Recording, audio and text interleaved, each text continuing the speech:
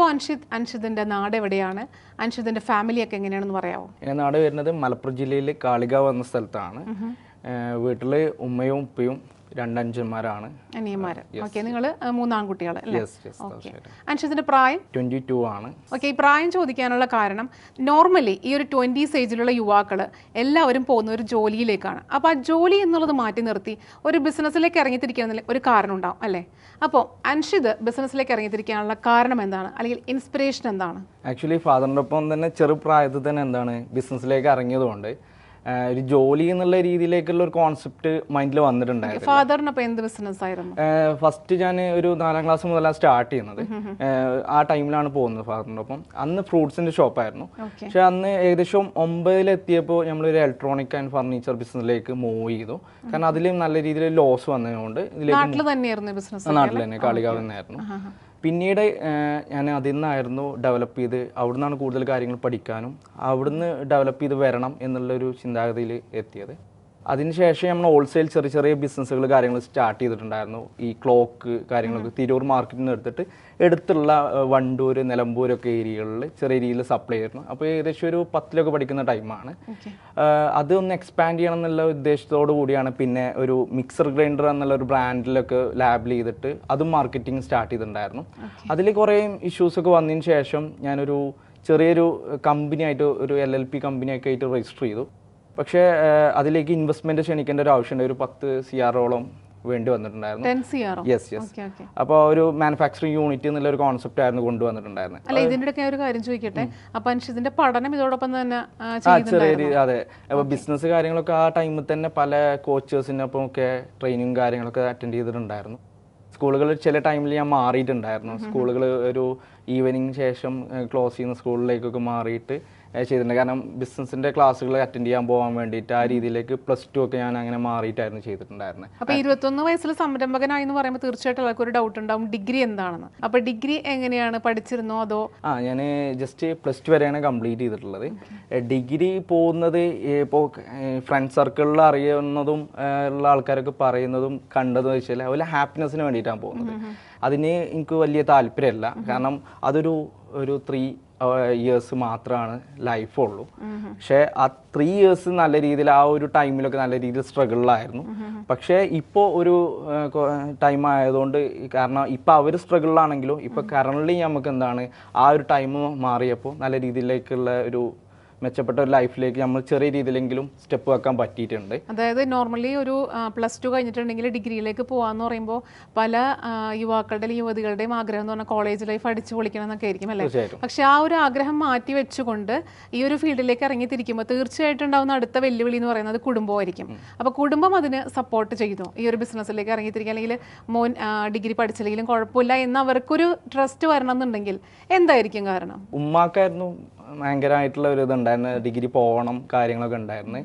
പക്ഷേ അതിൻ്റെ മുന്നേ കൺവിൻസ് ചെയ്തെടുക്കാൻ കുറച്ച് ബുദ്ധിമുട്ടെങ്കിലും ഞാൻ അതിൽ നിന്ന് വിട്ടു നിന്നിട്ടുണ്ടായിരുന്നില്ല. അവരോ കൺവിൻസ് ചെയ്തെടുത്തു, ചെയ്യുക എന്നുള്ള രീതിയിലേക്ക് പോയി. എപ്പോഴും ഫെയിലാണ്. ഏകദേശം 4 വർഷത്തോളം പ്രോഫിറ്റ് ജനറേറ്റ് ചെയ്തിട്ടില്ല സത്യത്തിൽ. ലോസിൽ തന്നെ ആയിരുന്നു റൺ ചെയ്തിട്ടുണ്ടായിരുന്നത്.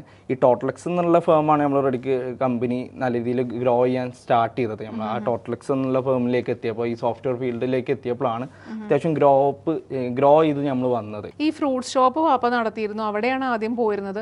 അപ്പോൾ ആ ഫ്രൂട്ട് ഷോപ്പിൽ അന്നത്തെ കാലഘട്ടം എന്ന് പറഞ്ഞിട്ടുണ്ടെങ്കിൽ ഒരിക്കലും ആപ്പ് ഒന്നും ഉണ്ടായിട്ടുണ്ടാവാൻ സാധ്യതയില്ല അല്ലേ?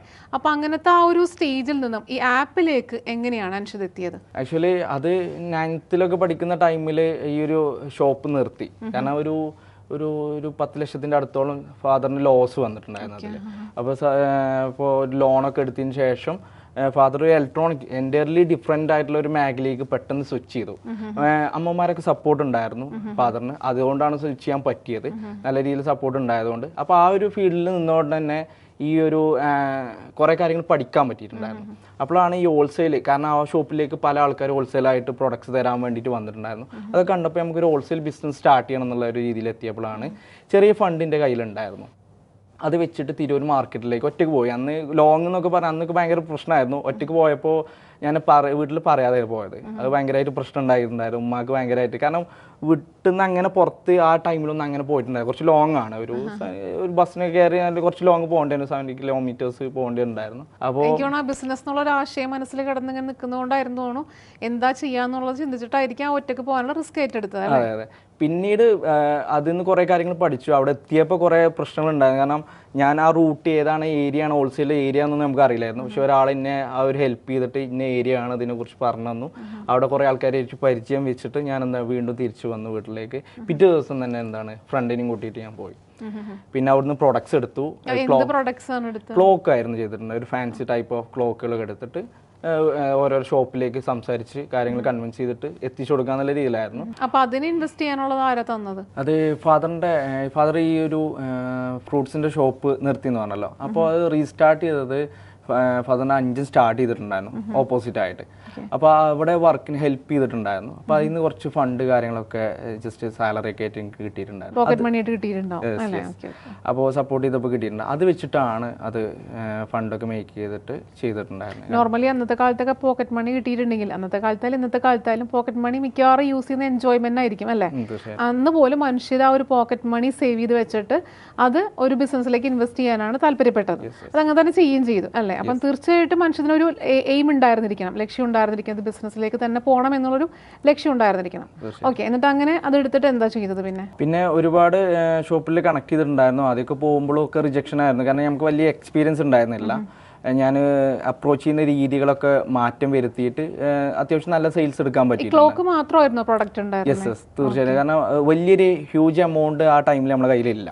അപ്പൊ ഈ ഒരു ഫീൽഡിലേക്ക് ഇറങ്ങിയത് കൊണ്ടാണോ ക്ലോക്കിലേക്ക് തന്നെ പോയത്? അത് ഒന്ന് അഫോർഡബിൾ ആയിട്ടുള്ള പ്രൈസിൽ നമുക്ക് ചെയ്യാൻ പറ്റുന്നതായിരുന്നു. പിന്നെ ആ ഒരു ഫീൽഡിലേക്ക് കണക്റ്റഡ് ആയിട്ട് ഫസ്റ്റ് സ്റ്റാർട്ട് ചെയ്യാൻ പറ്റുന്നതും ഫണ്ടിലും അത്യാവശ്യമുള്ളത് ചെറിയ രീതിയിൽ നമുക്ക് ചെയ്യാൻ പറ്റുന്ന ഒരു ബിസിനസ് അതായതുകൊണ്ടാണ് ഞാൻ അത് സ്റ്റാർട്ട് ചെയ്തത്. ക്ലോക്സ് ഹോൾസെയിലായിട്ട് എടുത്തു, റീറ്റെയിലായിട്ട് നമ്മളത് സെൽ ചെയ്ത് തുടങ്ങി.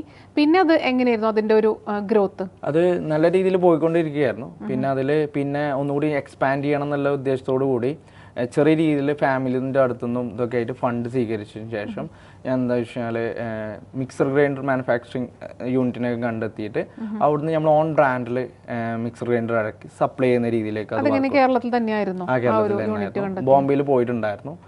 അപ്പോൾ അവിടുന്ന് കണക്ഷൻ വഴിയാണ് നമുക്ക് ഇന്ത്യയിൽ ഒരു അസംബ്ലിങ് ചെയ്യുന്ന യൂണിറ്റിനായിട്ട് കണക്ട് ചെയ്തത്. അത് ഞാൻ അവരെ പേര് പറയുന്നില്ല, കാരണം എന്താ വെച്ചാൽ അത് എനിക്ക് നല്ല രീതിയിൽ ഒരു എഫക്റ്റ് ചെയ്തിട്ടുണ്ടായിരുന്നു. ഒരു ലോക്കൽ പ്രൊഡക്ട്സുകൾ അഥവാ യൂസ് ചെയ്യുന്നത് മാനുഫാക്ചറിങ് ചെയ്ത് തരുന്നൊക്കെ ഒരു ലോ ക്വാളിറ്റി പ്രൊഡക്ട്സുകളായിരുന്നു. അതിൽ നിന്ന് അത്യാവശ്യം നല്ല ലോസ് വന്നിട്ടുണ്ടായിരുന്നു. കാരണം 2 വർഷം ഒരു 70 ഏജിൽ 80 ആ ഏജിലാണ് ഈ ഒരു കാര്യങ്ങളൊക്കെ നടന്നു പോകുന്നത്. പിന്നീടാണ് കൊറോണ, അപ്പോൾ ഒന്നുകൂടി എക്സ്പാൻഡ് ചെയ്യണം അല്ലെങ്കിൽ ഓൺ മാനുഫാക്ചറിങ് യൂണിറ്റ് ഒക്കെ വേണം എന്നുള്ളൊരു ഇതിലേക്ക് എത്തിയപ്പോഴാണ് നമ്മൾ മാക്സിമം ഫണ്ട് വേണം, ഒരു 10 CR വേണമെന്ന് പറഞ്ഞിട്ടുണ്ടായിരുന്നു. അപ്പോൾ അത് കളക്ട് ചെയ്യാൻ വേണ്ടിയിട്ട് കുറേ ഇൻവെസ്റ്റേഴ്സിനെ കണക്ട് ചെയ്തിട്ടുണ്ടായിരുന്നു. ഒരു 6 കോടിൻ്റെ ഇൻവെസ്റ്റേഴ്സ് വരെ നമ്മൾ എത്തിച്ചിട്ടുണ്ടായിരുന്നു. പിന്നീട് ആ കൊറോണ വന്നത് മാനുഫാക്ചറിങ് യൂണിറ്റ് സ്റ്റാർട്ട് ചെയ്യാൻ വേണ്ടിയിട്ട് അതിൽ പിന്നീട് കൊറോണ വന്നപ്പോഴാണ് ഇവരൊക്കെ എല്ലാവരും ബാക്ക് ഔട്ട് ചെയ്യുന്നു. കാരണം ഫിനാൻഷ്യലി നല്ല രീതിയിലൊരു ക്രൈസിസ് വന്നതുകൊണ്ട്. അപ്പോഴാണ് ഒരു ആപ്ലിക്കേഷൻ, ഒരു ഡെലിവറി ആപ്ലിക്കേഷൻ സ്റ്റാർട്ട് ചെയ്തിട്ടുണ്ടായിരുന്നോ ലൈക്ക് യൂണിറ്റ് സ്റ്റാർട്ട് ചെയ്യാനുള്ള എന്തെങ്കിലും ഒരു സ്റ്റെപ്പ് മൂവ് ചെയ്തിട്ടുണ്ടായിരുന്നു? കമ്പനി രജിസ്ട്രേഷനും കാര്യങ്ങളും ഓഫീസ് കാര്യങ്ങളൊക്കെ സെറ്റപ്പ് ചെയ്തിട്ടുണ്ടായിരുന്നു. കാളികാവ് തന്നെയായിരുന്നു സ്റ്റാർട്ട് ചെയ്തിട്ടുണ്ടായിരുന്നു. അപ്പോൾ അത് ഞാൻ ആക്ച്വലി ചോദിക്കാൻ കാരണം ഈ നിലമ്പൂർ പോലുള്ള സ്ഥലങ്ങളിൽ ഒരു യൂണിറ്റ് ഒക്കെ ഇതിന് മുന്നേ ഉണ്ടോ? ഇങ്ങനത്തെ ഒരു മാനുഫാക്ചറിങ് യൂണിറ്റ് ഒക്കെ മുന്നേ ഉണ്ടായിട്ടുണ്ടോ? നിലമ്പൂരിലൊക്കെ ഉണ്ട് ചെറിയ രീതിയിലൊക്കെ. കാളികാവിൽ അങ്ങനത്തെ വലിയ രീതിയിലുള്ളതൊന്നും ഉണ്ടായിരുന്നു.